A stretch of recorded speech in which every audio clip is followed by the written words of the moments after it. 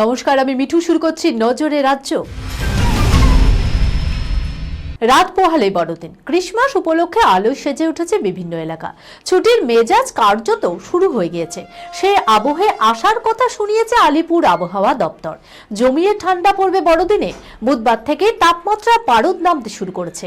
হাওয়া অফিস জানিয়েছে দক্ষিণবঙ্গে 3 ডিগ্রি সেলসিয়াস পর্যন্ত তাপমাত্রা নামবে। উত্তরবঙ্গেও 2 ডিগ্রি সেলসিয়াস পর্যন্ত তাপমাত্রার পারদ নামবে বলে খবর। আগামী কয়েকদিন বাংলায় শীতের কামড় দেখা যাবে বলে আশা করা হচ্ছে। শীতের আমেজ পুরোপুরি অনুভব করা যাবে বর্ষ শেষে। বড়দিনে স্বাভাবিকের নিচে নামবে তাপমাত্রার পারদ। কলকাতাতেও শীতের আমেজ অনেকটাই পাওয়া যাবে। বড়দিনে আলো সেজে উঠেছে পার্ক স্ট্রিট। ক্রিসমাস উপলক্ষে প্রচুর মানুষের সমাগম হবে পার্ক স্ট্রিট সহ ময়দান ধর্মতলা চত্বরে। নিরাপত্তার চাদরে মুড়ে ফেলা হচ্ছে পার্ক স্ট্রিটকে। বড়দিন উপলক্ষে নিরাপত্তা নিশ্চিত করতে 1,500 পুলিশ কর্মী রাস্তায় থাকবে। এছাড়াও নজরদারিতে একাধিক পদক্ষেপ করছে কলকাতা পুলিশ। বাংলাদেশে অস্থিরতা চলছে। দিল্লি বিস্ফোরণের ঘটনাও ঘটেছে কয়েক মাস আগে। সেই সবের জন্য এবার আরও কড়া সতর্কতায় থাকছে বলে খবর।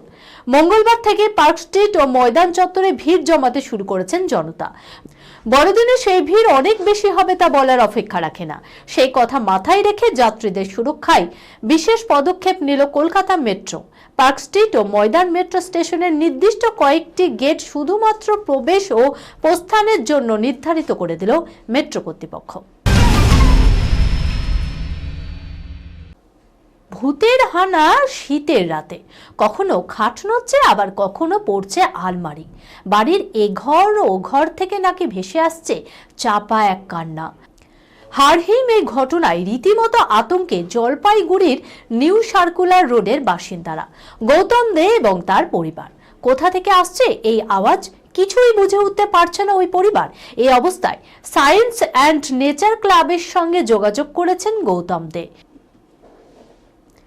ছেলে দেবব্রতকে নিয়ে রাতে ঘুমিয়েছিলেন গৌতম বাবু। সেই সময় নাকি হঠাৎ করেই কান্নার আওয়াজ শুনতে পান।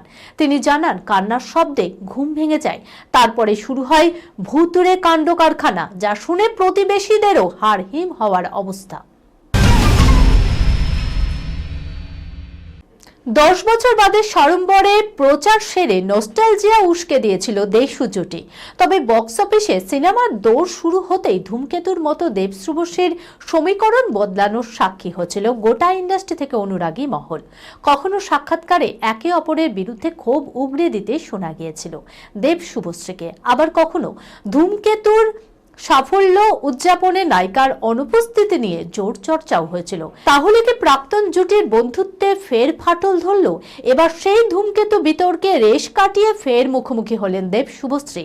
22শে ডিসেম্বর পরমব্রত চট্টোপাধ্যায়ের পুত্র নিশাদের অন্নপ্রাশনের অনুষ্ঠানে হাজির ছিলেন অসংখ্য তারকা। সেখানেই মুখোমুখি হয়েছে দেব শুভশ্রী। একই ফ্রেমে লেন্সবন্দি হয়েছে দেব শুভশ্রী। তবে মুখোমুখি হয়ে একে অপরকে এড়িয়ে গেলেন না, বরং অতীত বিতর্ক ভুলে বন্ধুত্ব ঝালিয়ে নিতে দেখা গেল তাদের।